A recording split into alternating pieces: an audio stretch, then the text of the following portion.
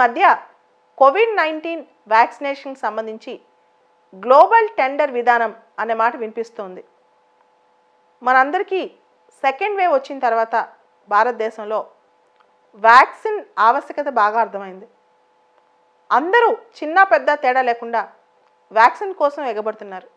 అయితే భారతదేశంలో అందరికీ సరిపోయిన వ్యాక్సిన్స్ ఇప్పుడు అవైలబుల్గా లేవు. ఇప్పటికీ భారతదేశంలో 3 వ్యాక్సిన్స్ గవర్నమెంట్ అఫీషియల్గా అలౌ చేసింది. ఒకటి సీరం ఇన్స్టిట్యూట్ వాళ్ళ కోవిషీల్డ్, రెండోది భారత్ బయోటెక్ వాళ్ళ కోవాక్సిన్, మూడోది రష్యా నుంచి స్పుత్నిక్ వి.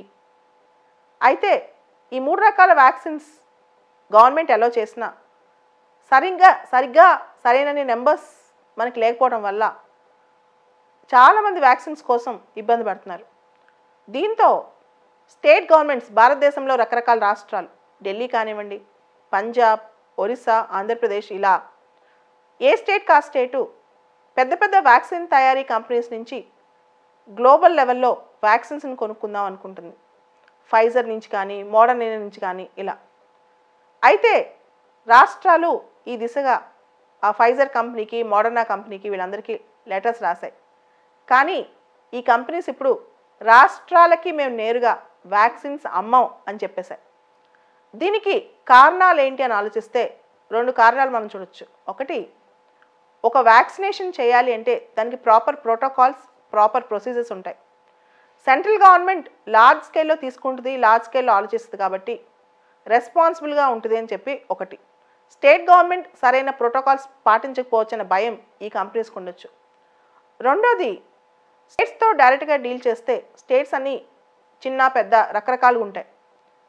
సెంట్రల్ గవర్నమెంట్ అయితే లార్జ్ వాల్యూమ్లో కొనుగోలు చేస్తే ఈ వ్యాక్సిన్స్ అనే నమ్మకం ఉండొచ్చు. ఓవరాల్గా ఈ కంపెనీస్ మాత్రం నేరుగా స్టేట్స్కి అమ్మటాన్ని రిజెక్ట్ చేశాయి. అయితే స్టేట్స్ ఎందుకు నేరుగా వెళ్ళి కొనుక్కుందామని ట్రై చేస్తున్నాయి? ఒకటి, చాలామంది సీఎంస్ ఇంక్లూడింగ్ ఆంధ్రప్రదేశ్ సీఎం కూడా బయటికి చెప్పారు 50% ఇప్పుడు పే చేసి వ్యాక్సిన్ సప్లై అయిన తర్వాత మిగతా 50% ధర పే చేస్తామని చెప్పి. ఇవన్నీ కూడా మనందరికీ తెలుసు. ప్రజలకి state governments confidence building measures కూడా అవసరం. ఎందుకంటే ఈ టైంలో వ్యాక్సిన్స్ కొన్ని రోజుల తర్వాత దొరికిద్దనే భావన ప్రజల్లో ఉండాలి.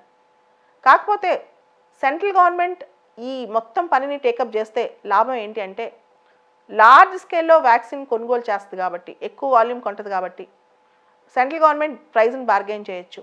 ఎందుకంటే వ్యాక్సిన్స్కి ప్రపంచవ్యాప్తంగా డిమాండ్ ఉంది, సప్లై తక్కువ ఉంది కాబట్టి చిన్న చిన్న రాష్ట్రాలు వెళ్ళి అడిగితే ప్రైస్ని బార్గెయిన్ చేయడం కష్టం. రెండోది, భారతదేశంలో అన్ని రాష్ట్రాల్లో డబ్బులు సమానంగా లేవు.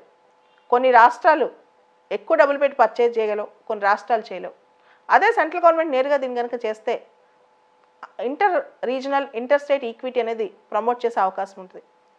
సో దీంతో ఇప్పుడు వ్యాక్సిన్స్ ప్రపంచంలో వరల్డ్ హెల్త్ ఆర్గనైజేషన్ అప్రూవ్ చేసిన వ్యాక్సిన్స్ని కొనుక్కోవాలంటే మనకి కొంతకాలం పట్టే అవకాశం కనిపిస్తుంది. అయితే ఇప్పటికీ ఇంకొక ఆశ్చర్యకరమైన విషయం ఏంటంటే, కోవాక్సిన్ని ఇంకా WHO అప్రూవల్ లిస్ట్లో లేదు.